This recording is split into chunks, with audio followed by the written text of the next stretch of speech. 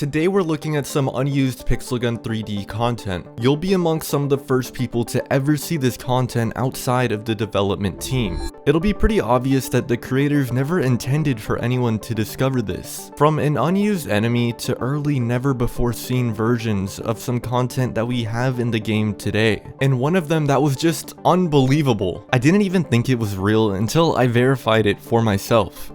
This video is definitely worth watching so you don't miss out on any of this. But before we get into the unused assets, we have to start from the beginning, for some important context. This is Moscow, the capital and largest city in Russia. It's the most populated city in Russia with over 13 million residents, and is known as the political, economic, and cultural center of Russia, with iconic landmarks like the Kremlin, the Red Square, and is home to some of the largest names in the mobile gaming scene. It's also the origin of the infamous mobile game, Pixelgun 3D. Pixelgun 3D's company, Cubic Games, has countless projects under their belt, but only one of them survived 13 years later, resulting in hundreds of updates being released. But as I've mentioned in my previous videos, the developers are extremely secretive, going to lengths like changing the company name repeatedly, and lying about the creator's name for over 12 years. If they treated their public image like this, then there's no doubt these behaviors carry over to their in-game content and development process. One thought kept echoing throughout my head: what's something no one has ever seen before? A game that's been out for over 13 years is bound to have some content that the public has never and would never see.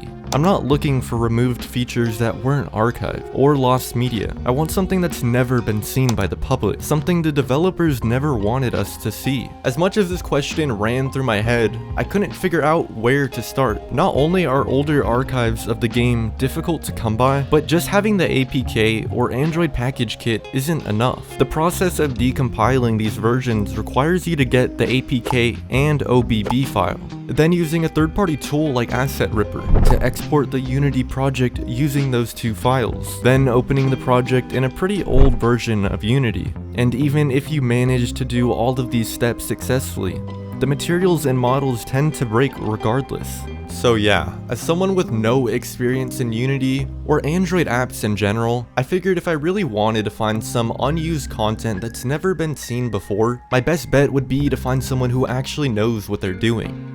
Which is when I remembered I know the perfect person to help with this video. If you've watched my previous videos, you know Zurant has helped me with finding content and information that nobody else knows about. He's been working with Unity mobile game decompilation and reverse engineering for over 4 years, so I reached out to him to see if he would be interested in helping me locate some unused in-game content. He got back to me pretty quickly, letting me know he was on board with the project. However, he mentioned there was another person that would be really helpful to this investigation. Meet Nexi, the owner of Pixelgun Mayhem, a fan-made version of Pixelgun, focused on a faster-paced and more fair player experience. Anyways, we organized a call so they could gather some unused assets and information that they could showcase to me later.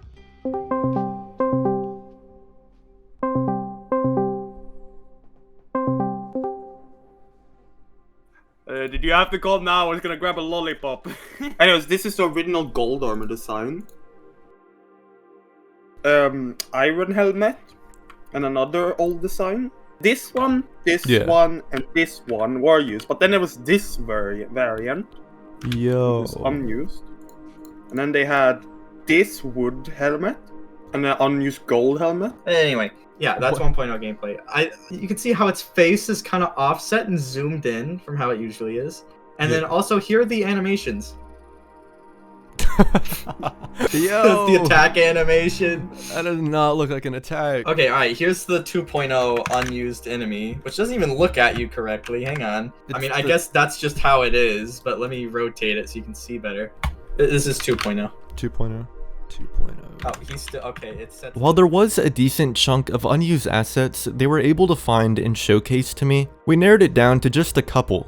for the sake of doing each one justice and actually providing valuable insight about them. The armor and hats from this section were added into the files in version 8.0, and didn't seem to make it very far in development since the actual 3D model and texture files were never added after the icons, and would be removed pretty quickly from the game files in update 12.1.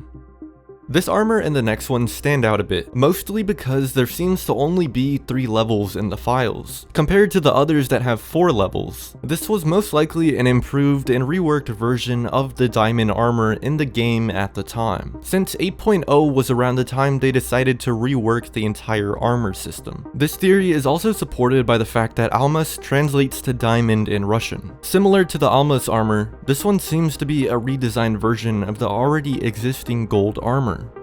However, the name in the files is Armor Royal, which could also be a translation error, considering it seems to be what happened with the diamond armor, but this one also seems to only have 3 levels, rather than the 4 levels like the others.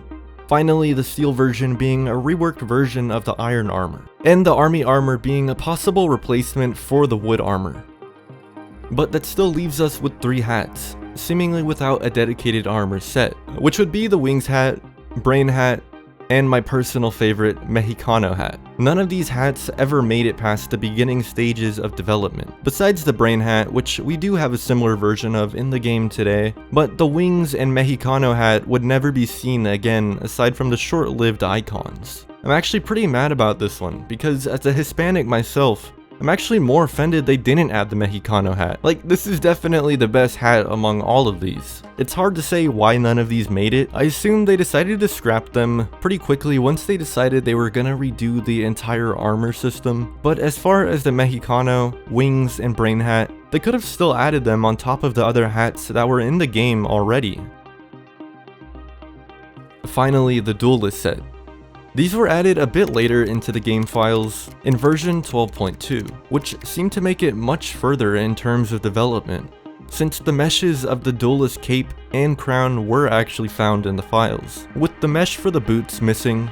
However, Nexi did attempt to recreate the mesh as accurately as possible. They even made it as far as prices being included for the set. It's hard to really tell why they were seemingly scrapped last minute, but as far as content for specifically the duelist set, there seemed to be even more content associated with it, but we'll get into that in a second. This was the most shocking piece of content from everything, and not for the best reason either. Unlike the Mexicano hat, that wasn't exactly racist in my opinion, and pretty harmless for the most part, this one was crazy. Nword.png, yes, they used the actual word, was an image seemingly left in the game files, showing a skin that was made by the developers using the afro hat and holding the old combat rifle. Surprisingly, there is some reasoning as far as what it was used for, but it really just leaves more questions than anything. The Nword.png skin was used as a placeholder skin by the developers during the redesign of the Armory user interface. It was discovered in the source code in version 11.0 and somehow remained in the files up until sometime around version 17.0. Aside from the obvious, very problematic aspect of it being insanely racist, it's even more questionable why they didn't just leave it blank, or use the already existing newbie skin they use for everything else. The actual skin texture file wasn't even left in the files either, only a screenshot of it being in use for some reason. As far as who made it is unknown, and I doubt we will ever know for obvious reasons, but regardless, it's a pretty interesting find. Going back extremely far, all the way to version 2.0, we have a pretty interesting find, which was an unused enemy creatively named Skull. It seems to just be another regular enemy for the old survival mode, but it actually does have some animations and sounds despite it never being used in the game. Although the animations are pretty, well, I'll let you be the judge.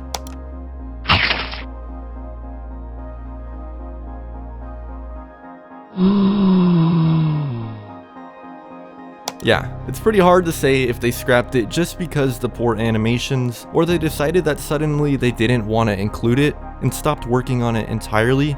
Comparing the Skull enemy to the enemies that were actually in the game at the time, it already seems extremely out of place, just in terms of texture and size. Not to mention the design isn't even symmetrical.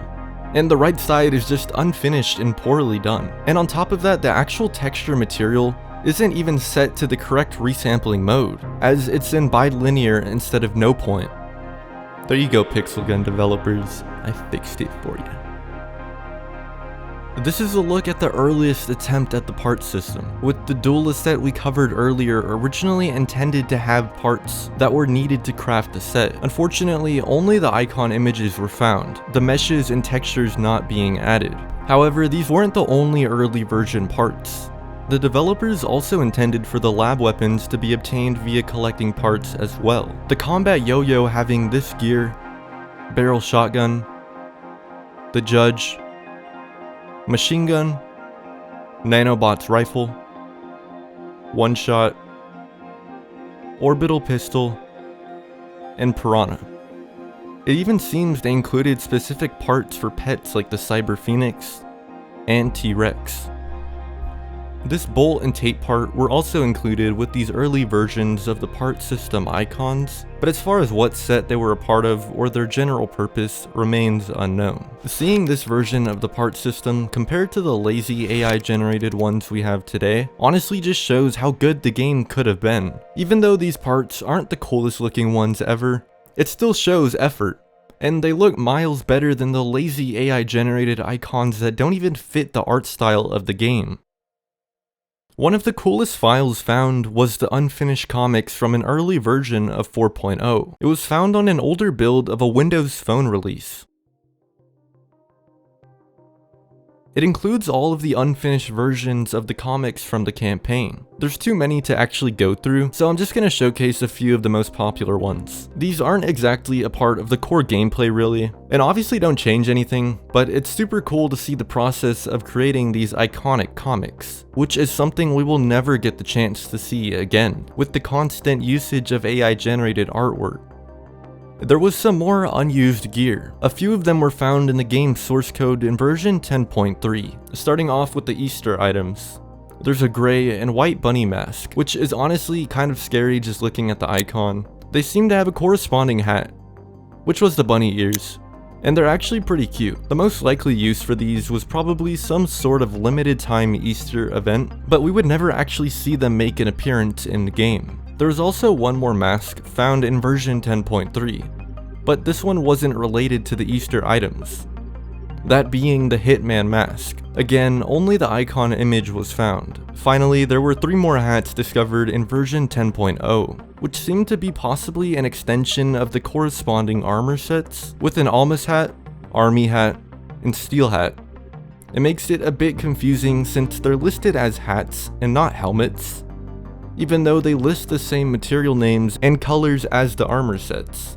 Looking at all of the unused assets and content really shows us the direction the game could have gone in terms of art style and design choices. All of these still carry the same pixel gun charm, with the voxel art style, which is something that's completely missing from today's version of the game.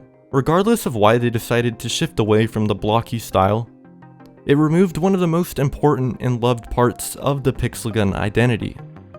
The amount of detail each of these items had from just looking at the icon preview alone, like the redesigned armor sets or hats, just showcases so much more detail than the lazy reskins and soulless AI generated content we have today. It's pretty likely that there's even more unused content hidden somewhere in the game files, so if you're interested in that and want to see a follow-up video covering more topics, leave a like on this video and comment down below letting me know.